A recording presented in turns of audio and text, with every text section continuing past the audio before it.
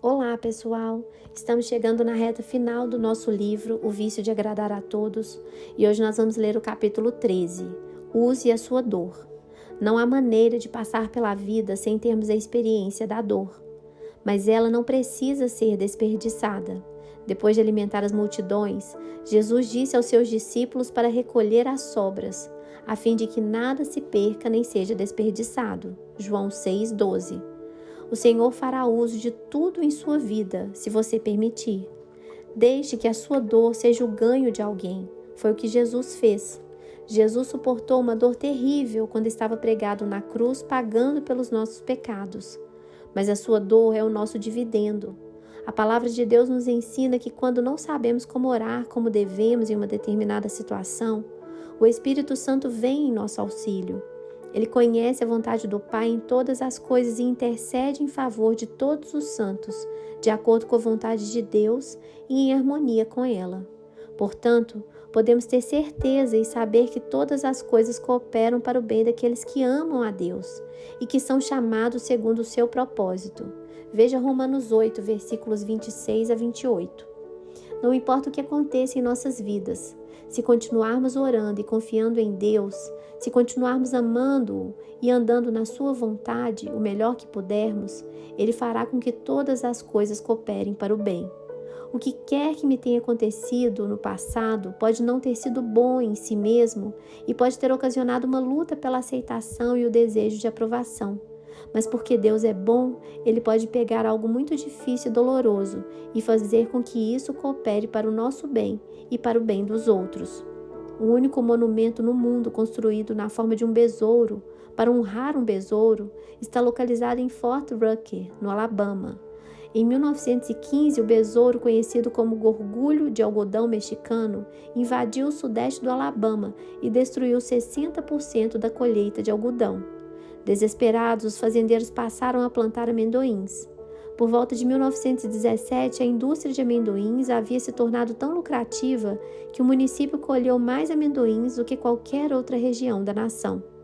Como símbolo de sua gratidão, as pessoas da cidade ergueram uma estátua e fizeram uma inscrição com as seguintes palavras: em profunda gratidão ao gorgulho do algodão e ao que ele fez na qualidade de arauto da prosperidade. O instrumento do sofrimento deles havia se tornado meio para sua bênção. Deus é um Deus de propósitos. Talvez nem sempre compreendamos os seus propósitos, mas podemos ter certeza de que Ele definitivamente tem um. Alguma coisa pode nos parecer terrível a princípio, e no entanto, durante todo o tempo, Deus pretende mostrar a sua glória, extraindo algo bom daquilo. Vemos um exemplo dessa verdade no relato bíblico da morte de Lázaro, conforme registrado em João 11, de 1 a 44. A Bíblia conta que Lázaro estava doente. Suas irmãs, Maria e Marta, enviaram um recado a Jesus dizendo: está enfermo aquele a quem amas.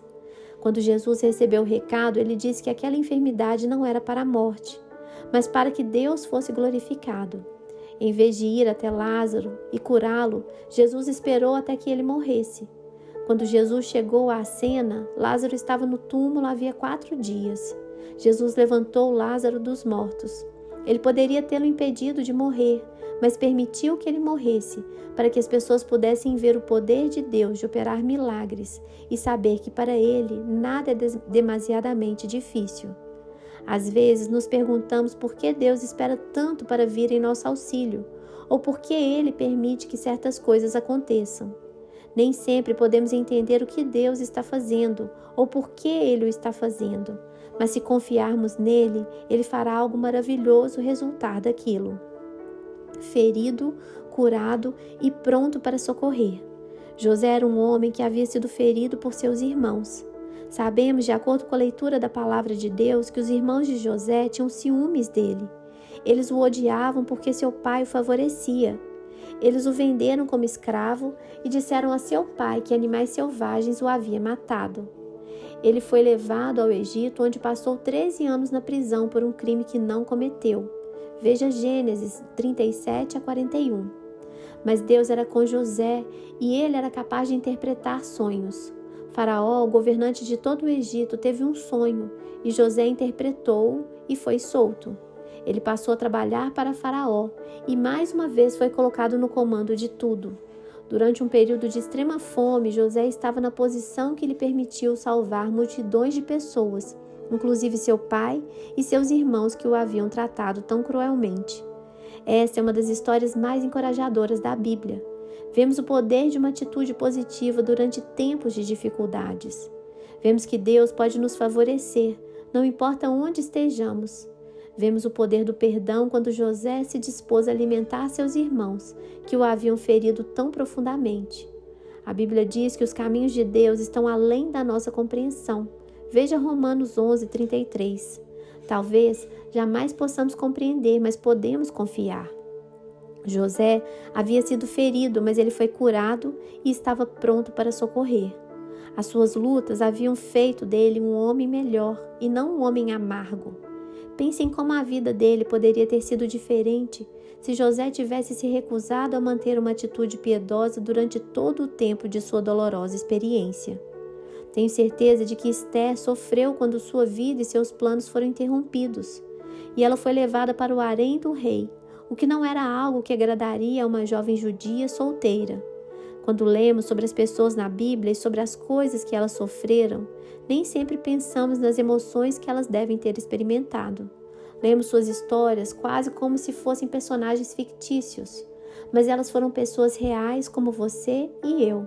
Elas passaram pelas mesmas emoções que nós passaríamos em uma situação semelhante. O marido de Ruth morreu. Tenho certeza de que isso a fez sofrer terrivelmente. Ela, sem dúvida, estava se sentindo só, mas optou por cuidar de sua sogra, uma mulher idosa chamada Noemi, a quem ela acompanhou até a sua distante terra natal. Quando chegaram lá, elas tinham muito poucos recursos e assim, Ruth teve de catar espigas no campo para que tivessem o que comer. Ela terminou por se casar com um homem chamado Boaz, que era muito rico. Em consequência, Ruth e Noemi receberam tudo de que necessitavam.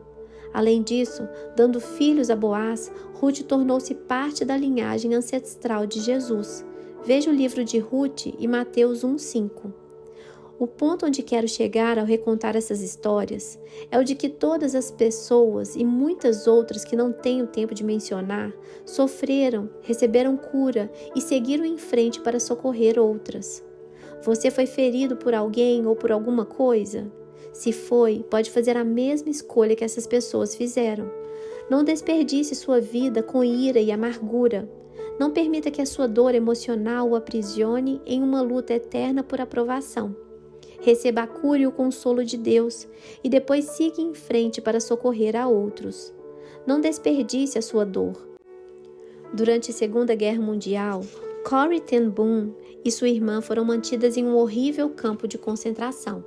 Elas viram e sofreram tormentos terríveis, inclusive inanição e surdez em temperaturas abaixo de 0. Betsy, a irmã de Corrie, morreu de inanição. Durante o tempo em que ficaram ali, no entanto, elas continuamente encorajavam as outras prisioneiras. Elas mantinham uma atitude de louvor e finalmente Corrie foi libertada do campo de concentração devido a um erro em um documento. Depois de sua libertação, ela viajou o mundo inteiro contando sobre suas experiências e a fidelidade de Deus. Seu ministério certamente tornou-se mais poderoso e eficaz do que teria sido sem suas lutas e sofrimentos. Sua vida e ministério foram um consolo para milhões de vidas. Certa noite, depois de pregar na Alemanha sobre o perdão de Deus e sobre como nenhum pecado é grande demais para que Deus possa perdoá-lo, de repente ela reconheceu um homem vindo em sua direção. Ele havia sido um dos guardas do campo de concentração e uma das pessoas que haviam torturado os prisioneiros. O homem não reconheceu Corrie, mas disse que a ouviu mencionar que havia sido prisioneira lá. Ele disse: "Fui guarda ali, mas desde então me tornei um cristão. Sei que Deus me perdoou pelas coisas terríveis que fiz, mas quero pedir-lhe que me perdoe também." Corrie disse que imediatamente viu sua amada irmã lentamente morrendo de fome e sentiu naquele instante que, ainda que ela precisasse de perdão todos os dias, não poderia perdoar aquele homem. Ali, diante dele, ela sabia que precisava perdoá-lo, embora não soubesse como fazê-lo. Tudo que ela pregava aos outros seria inútil se ela não pudesse perdoar. Corrie disse que sabia que aquilo teria de ser um ato da sua vontade, porque nada em suas emoções queria fazer aquilo.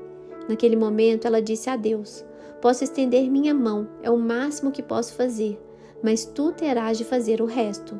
Tu precisas me dar os sentimentos. Ao segurar rigidamente a mão daquele homem, ela disse que o poder de Deus percorreu todo o seu ser, e ela pôde dizer de todo o coração: eu o perdoo, irmão. De todo o meu coração eu o perdoo. Ela disse que nunca conheceu o amor de Deus tão intensamente quanto naquele instante. Embora Corrie tivesse sido profundamente ferida, ela permitiu que Deus a curasse e seguiu em frente para socorrer a outros.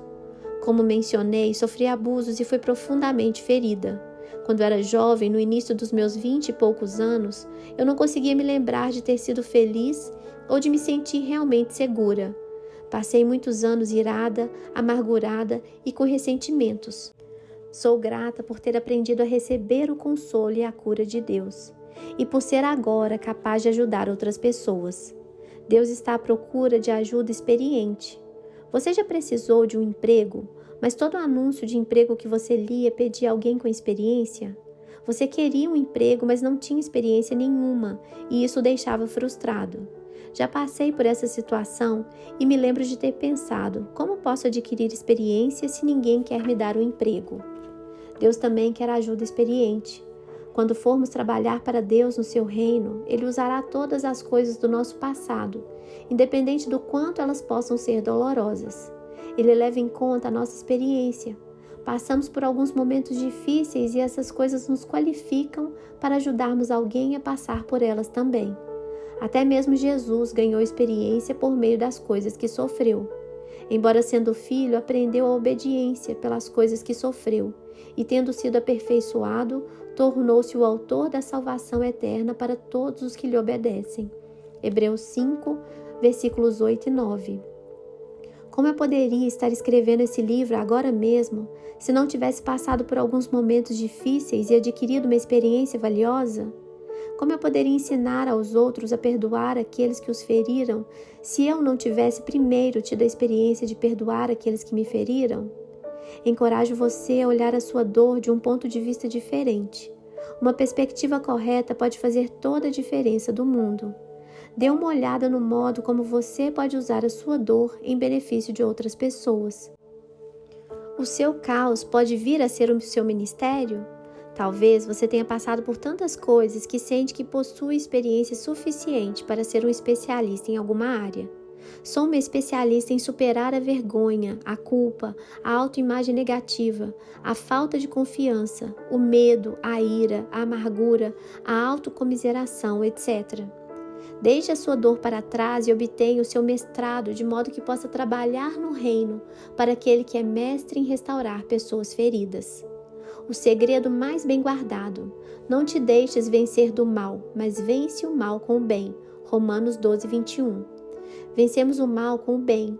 Creio que essa verdade é uma das armas mais poderosas que possuímos e o segredo mais bem guardado. Deus quer que todos saibam disso, mas Satanás nos mantém tão entrincheirados nos nossos problemas e na nossa dor individual que poucos de nós chegam a entender essa dinâmica. Podemos nos vingar de Satanás pelos sofrimentos que ele trouxe às nossas vidas, sendo bons para com os outros. Nós o vencemos, o mal, sendo bons para com as outras pessoas.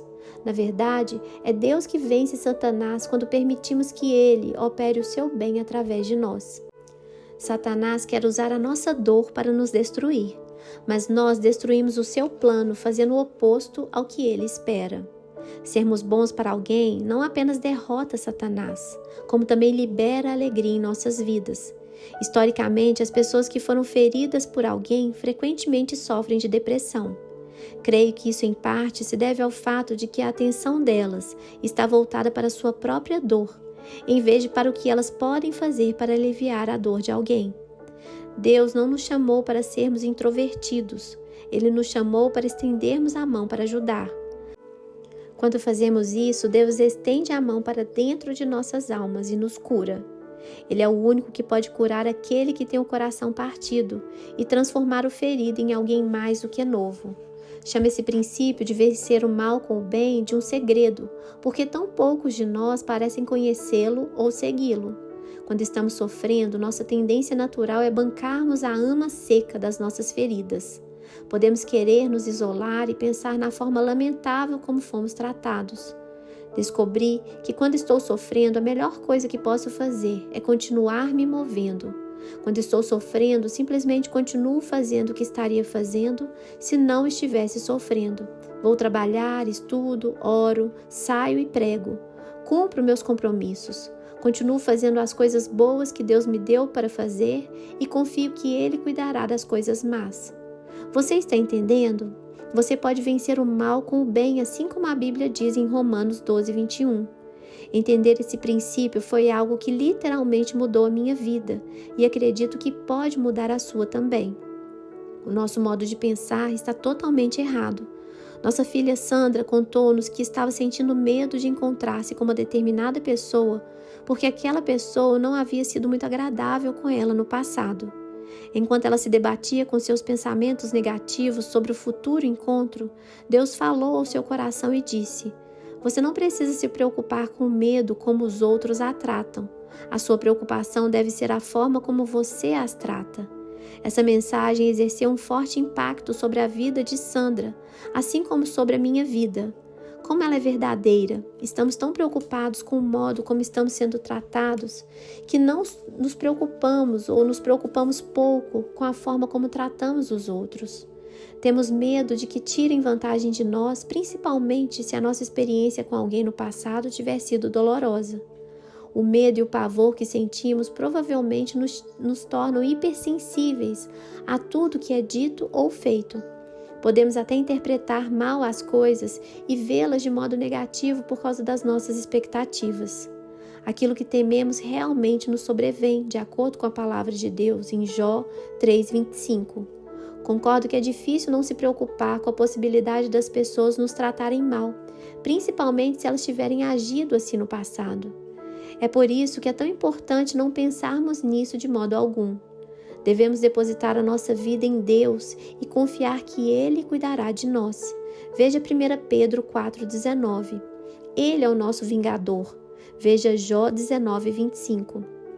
E desde que nos portemos de forma adequada para com os outros, inclusive para com os nossos inimigos, Deus nos recompensará. Por causa do que Deus disse ao coração de Sandra, ela entrou naquela reunião com uma atitude inteiramente diferente. Ela se concentrou em ser gentil para com a pessoa que anteriormente não havia sido gentil com ela. Esforçou-se para ser animadora e para demonstrar interesse no que interessava a ela. Depois, Sandra me contou que o resultado foi surpreendente. Ela passou vários dias com a pessoa em questão e não se sentiu maltratada de forma alguma nem por um instante. A Bíblia diz que devemos ser atentos para sermos uma bênção. Veja Gálatas 6:10.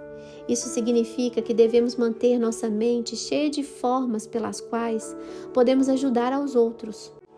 Quando as nossas mentes estão cheias de formas pelas quais podemos ser uma bênção, não temos tempo de nos prender aos nossos problemas pessoais. Isso dá a Deus a oportunidade de trabalhar neles para nós. Dê aos outros o que você deseja para si. O que você quer? Se é aprovação, então dê a sua aprovação a outros. Faça um esforço especial para que as pessoas se sintam valorizadas e amadas. Seja enfático quando concordar com alguém. Geralmente ficamos mudos quando concordamos e nos expressamos quando discordamos. Vejo que a palavra concordo dá confiança às pessoas. Se tenho uma opinião ou ideia sobre alguma coisa, o meu nível de confiança realmente sobe quando meu marido diz concordo. Não espero que ele concorde comigo em tudo, mas quando ele o faz, é muito bom ouvir isso. Creio que saber quando as pessoas concordam conosco nos ajuda a lidar melhor com as situações em que elas não concordam. Se você quer elogios, passe a elogiar. Todas as vezes que você pensar algo de bom sobre alguém, verbalize isso. As pessoas não podem ler a sua mente. Os seus pensamentos têm poder e podem afetar o grau de confiança delas de uma forma menor, mas as suas palavras podem realmente levantá-las e encorajá-las. Todas as pessoas precisam de afirmação, principalmente aquelas que foram feridas emocionalmente por alguém. Temos mais poder do que imaginamos. Realmente podemos ajudar as pessoas. As palavras certas, ditas na hora certa, têm o poder de curar. O homem se alegra em dar a resposta adequada, e a palavra a seu tempo quão boa é. Provérbios 15, 23. As palavras certas, ditas no momento certo, não apenas são boas para os outros, como também são boas para nós.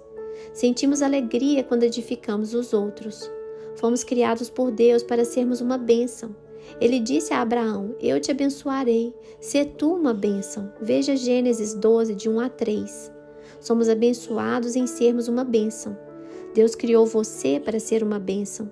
Comece a ser aquilo que você foi feito para ser, e você começará a receber o que está destinado a receber. Preciso de cura. Você pode estar pensando: fui ferido e quero ajudar os outros, mas preciso de cura. Utilizei anteriormente essa afirmação: ferido, curado e pronto para socorrer. A cura é muito necessária.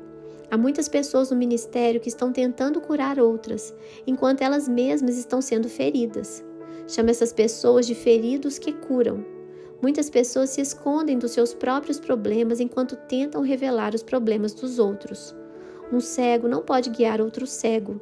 Se ele tentar fazer isso, ambos cairão em uma vala. Veja Mateus 15, 14. Tentar ajudar as pessoas enquanto ignoramos os nossos próprios problemas nunca gera bons frutos para ninguém. Mas como a cura vem? Sabemos que fomos feridos.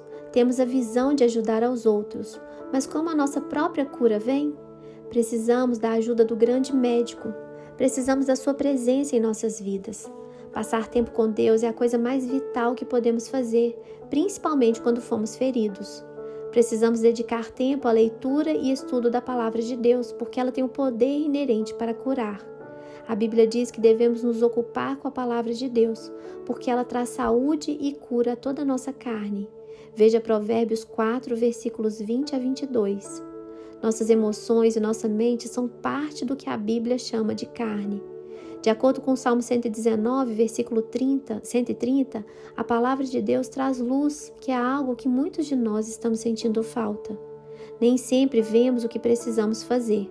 Geralmente, nem vemos os nossos próprios problemas. Achamos que todos têm um problema e se todos os outros mudassem, tudo ficaria bem. Precisamos da luz de Deus para entendermos a nós mesmos. Quando comecei a minha jornada de cura com Deus, o seu Espírito Santo começou a me conduzir à verdade. A verdade é uma outra forma de descrever a luz. Havia muitas coisas que eu não entendia. Eu não entendia por que me sentia de determinada maneira em certas situações ou quanto a certos tipos de pessoas. A minha falta de luz trouxe confusão à minha vida. Ela contribuiu para os meus sentimentos negativos com relação a mim mesma. Eu não gostava de muitas coisas em mim, mas não podia fazer nada a respeito porque estava em trevas. Eu me sentia aprisionada. Não gostava das coisas que fazia, não as entendia, mas continuava praticando-as. Nunca gostei de homens que tivessem uma personalidade forte, o que é muito engraçado porque eu própria tenho uma personalidade muito forte. Quando Deus trouxe à luz a minha vida, comecei a perceber que eu ficava desconfortável perto de uma figura de autoridade masculina forte, porque meu pai, que havia cometido abuso contra mim, tinha uma personalidade forte. Eu estava reagindo às personalidades dos outros homens da mesma forma que reagiria à personalidade do meu pai. Eu sempre me sentia desconfortável quando estava perto de meu pai, e assim me sentia desconfortável quando estava por perto de qualquer pessoa que era como ele. A luz que Deus me deu ajudou-me muito nos relacionamentos.